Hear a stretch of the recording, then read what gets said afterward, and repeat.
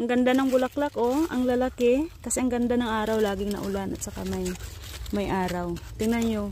Sa mga nagtatanong sa akin kung mayroon pa akong kalabasa, ang dami. Tingnan nyo. Kasi namunga po siya ulit. Ayan. Ang daming bunga. Ulit. Ayan. Buti at hindi pa namin pinangtatanggal.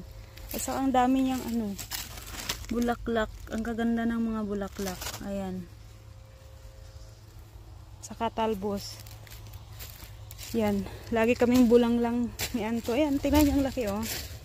Ayan. Oh, ang laki. Sobra.